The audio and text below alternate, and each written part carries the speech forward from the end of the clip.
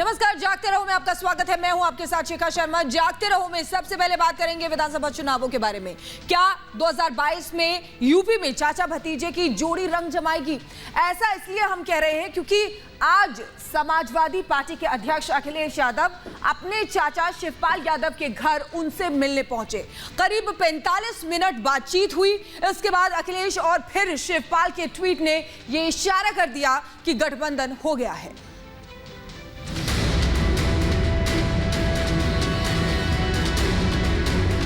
चाचा ने भतीजे को अब दिल से लगाया है, हर ओर ही देखो तो समाजवाद का नया रंग छाया है। यूपी चुनाव से पहले एक बड़ी मुलाकात हुई। चाचा शिवपाल से मिले भतीजे अखिलेश यादव, जिनकी राजनीतिक राहें 2018 में जुदा हो गई थी।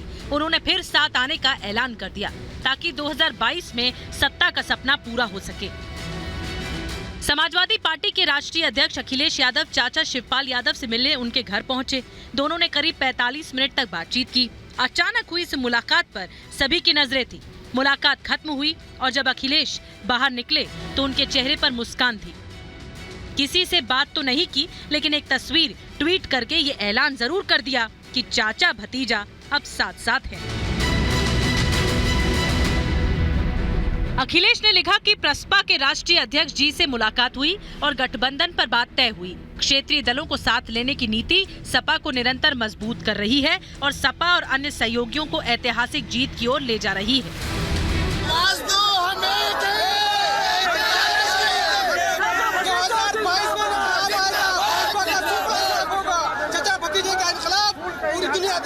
लगातार गठबंधन करते नजर आ रहे हैं, छोटे छोटे दलों से गठबंधन कर रहे हैं, रैलीज कर रहे हैं, तो पूरी इक्वेशंस के साथ ही आगे बढ़ा गया है। आज की जो मुलाकात है, देखिए सूत्रों के हवाले से यही बताया जा रहा है कि यही सब मंथन हुआ है कि आखिर किस फॉर्मूले पे बढ़ना है, कितनी नंबर्स ऑफ सीट पे आगे बढ़ना है, क्या कुछ दर्जे रहने हैं, सरकार बनती है तो क्या कुछ रहेगा। तो सारी चीजों पे इकट्ठा एक बार डिस्कशन होने के बाद फाइनल ये तस्वीर ट्वीट करी गई है अखिलेश यादव द्वारा।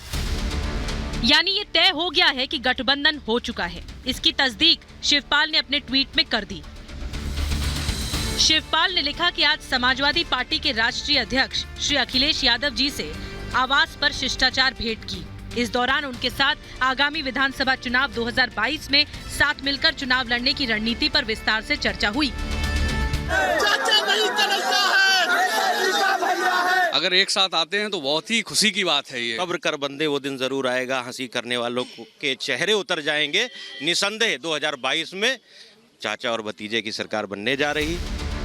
2017 चुनाव से पहले सपा के राष्ट्रीय अध्यक्ष अखिलेश यादव और शिवपाल के बीच मनमुटाव हो गया था, जिसके बाद दोनों में दूरियां बढ़ती चली गई। शिवपाल ने अपनी प्रगतिशील समाजवादी पार्टी बना डाली। अब एक बार फिर से शिवपाल यादव और अखिलेश यादव के बीच मुलाकात घर पर हुई। इससे पार्टी कार्यकर्ता में जोश हाई है। चाचा नहीं कन्हैया है। हर एक समाजवादी पार्टी का एक कार्यकर्ता और प्रगतिशील समाजवादी पार्टी का एक कार्यकर्ता ये चाहता है कि परिवार एक हो। जमीन पे पूरा फायदा है। समाजवादी पार्टी की सरकार बनने जा रही है। जी जी जी जी बिल्कुल पूरा हो रहा है, बिल्कुल पूरा हो रहा जो है। परिवार एक हो रहा है, इससे बड़ी और खुशी की बात क्या हो सकती है। जहाँ शिवपाल वहाँ सरकार। शिवपाल यादव अखिलेश यादव मिल गए हैं। भाजपा का काम उत्तर प्रदेश से खत्म हो चुका है और हम लोगों को पूरी तरीके से जीत की चाबी मिल चुकी है और ये उत्तर प्रदेश जीत कर ही दिखाना है। मुलाकात तो हो गई। अब सवाल यह है कि क्या शिवपाल अपनी पार्टी का समाजवादी पार्टी में विलय करेंगे या फिर गठबंधन में साथ आएंगे। और सबसे बड़ी बात ये कि चाचा भतीजा की ये जोड़ी चुनावों में कितना रंग दिखाएगी। Bureau report, Republic Bharat. और अब बात करते हैं एक ऐसे खतरे की जो तेजी से बढ़ता जा रहा है। दुनिया के कई हिस्सों में कोरोना के केस बढ़ते ही जा रहे हैं। वहीं इसका नया वेरिएंट भारत समेत पूरी दुनिया में तेजी से पैर फैलाता जा रहा है। अलग अलग रिसर्च में यह भी सामने आ रहा है कि इस पर वैक्सीन का असर बहुत ज्यादा नहीं होगा।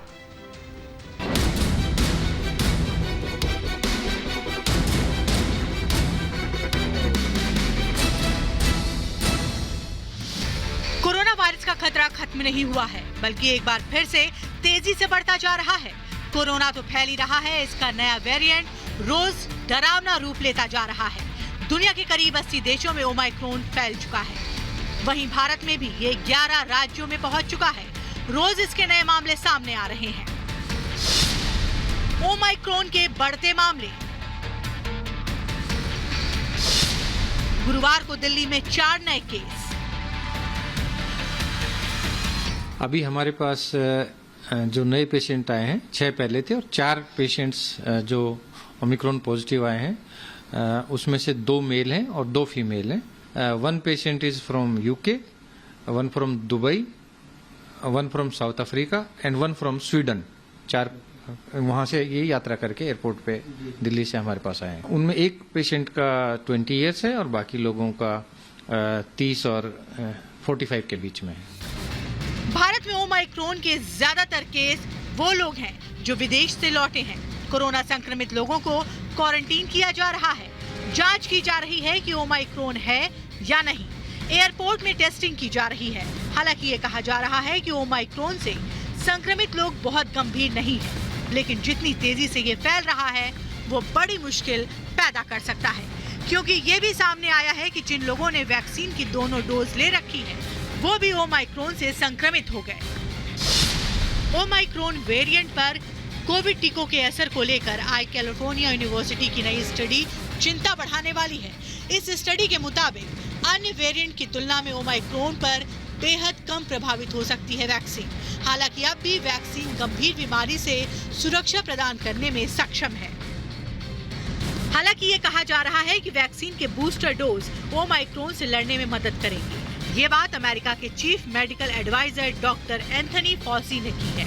वैसे अमेरिका के 36 राज्यों में ओमाइक्रॉन पहुंच चुका है।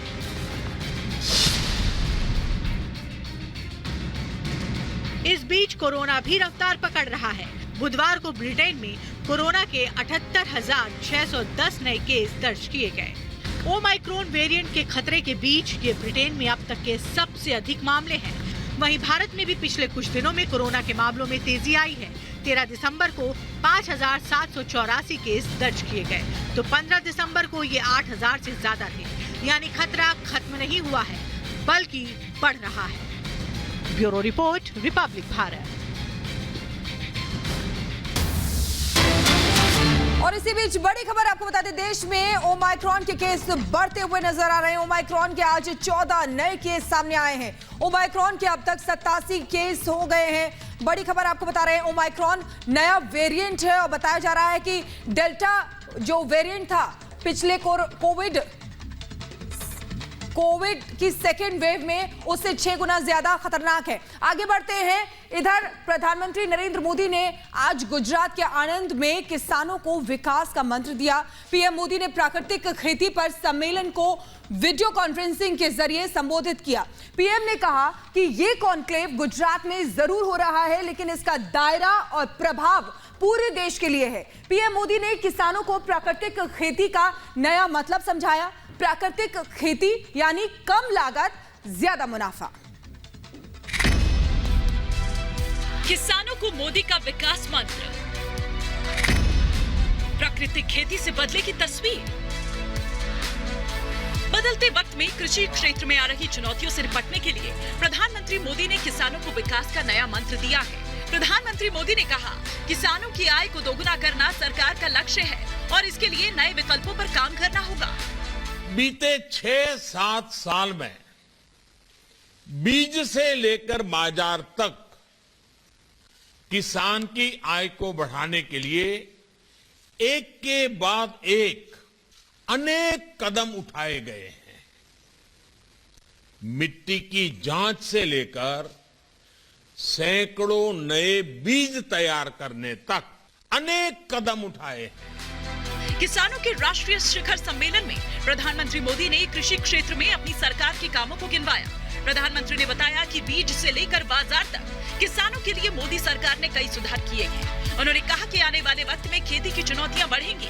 ऐसे में प्राकृतिक खेती ही एक जरिया है जो किसानों के लिए मददगार साबित हो सकती है। लैब टू लैंड, यही हमारी यात्रा होगी। इसकी शुरुआत भी हमारे ये संस्थान कर सकते हैं। आप ये संकल्प ले सकते हैं कि आप नेचुरल फार्मिंग को, प्राकृतिक खेती को ज्यादा से ज्यादा किसानों तक ले जाएंगे। प्रधानमंत्री मोदी ने यह भी कहा कि ग्लोबल वार्मिंग इस दौर की बड़ी चुनौती है। भारत दुनिया को ग्लोबल वार्मिंग का हल दे सकता है। क्लाइमेट चेंज समिट में मैंने दुनिया से लाइफस्टाइल फॉर एनवायरनमेंट यानी लाइफ को ग्लोबल मिशन बनाने का आह्वान किया था। 21वीं सदी में इसका नेतृत्व भारत करने वाला है। गुजरात के राज्यपाल आचार्य देवव्रत प्राकृतिक खेती में बढ़ चढ़कर भूमिका निभा रहे हैं। उनका हरियाणा के कुरुक्षेत्र में गुरुकुल है, जहां सैकड़ों एकड़ के फार्म में प्राकृतिक खेती होती है। कुछ दिनों पहले रिपब्लिक भारत ने आचार्य देवव्रत से एक्सक्लूसिव बातचीत की थी, जिसमें उन्होंने कहा था कि प्राकृतिक खेती ही प्रधानमंत्री मोदी के मिशन को पूरा कर सकती है। भारत के माननीय प्रधानमंत्री जी ने 2022 तक भारत के किसान की आय डबल हो, इस पर वो बहुत गंभीर हैं। तो उस मिशन को ये पूरा करती है। 27% आय बढ़ जाए, 56% लागत कम हो जाए, दोनों को जोड़ दें तो हम डबल की ओर बढ़ते हैं। जीरो बजट यानी प्राकृतिक खेती ऐसी कृषि पद्धति है जो न सिर्फ जमीन की उर्वरता को बढ़ाती है, स्वास्थ्य के लिए भी ये उतनी ही उपयोगी है। यही वजह है कि प्रधानमंत्री ने प्राकृतिक खेती को जन आंदोलन बनाने की अपील की। Bureau report, Republic Bharat. और दिल्ली से सटी सीमाओं से आंदोलनकारियों के लौटने के बाद अब रास्ते खुल रहे हैं। ये रास्ते करीब 1 साल से बंद थे। इसके चलते आम जनता को भारी दिक्कत होती थी, लेकिन अब इन रास्तों को खोल दिया गया है।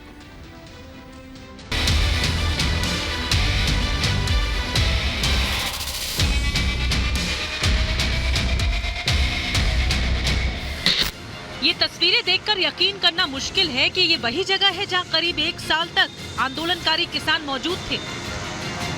ये दिल्ली से सटा गाजीपुर बॉर्डर है। चंद दिनों पहले तक यहाँ पूरा हाईवे जाम रहता था, लेकिन अब हालात बदल गए हैं।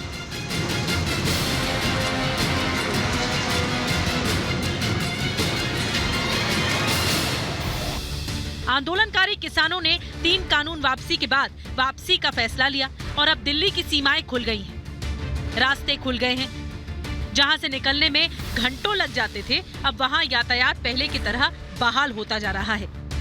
लोगों का कहना है कि मुद्दा सुलझने से उन्हें बहुत राहत मिली है। बहुत लोग परेशान थे यहाँ से इस चीज से, बहुत लंबा घूम फिर के जाना पड़ता था, जिसमें लोगों को पेट्रोल डीजल बहुत ज़्यादा खराब हो रहा था। और कुल मिला के ये है कि बहुत राहत मिली है। बहुत अच्छा लग रहा है क्योंकि मेरा ऑफिस बहुत दूर है यहाँ से, संसद मार्ग में है, तो ऑलरेडी यहाँ से बहुत लेट हो जाते थे। आनंद विहार में बहुत जाम लगता था, तो ये खुल गया तो अच्छा ही लग रहा है।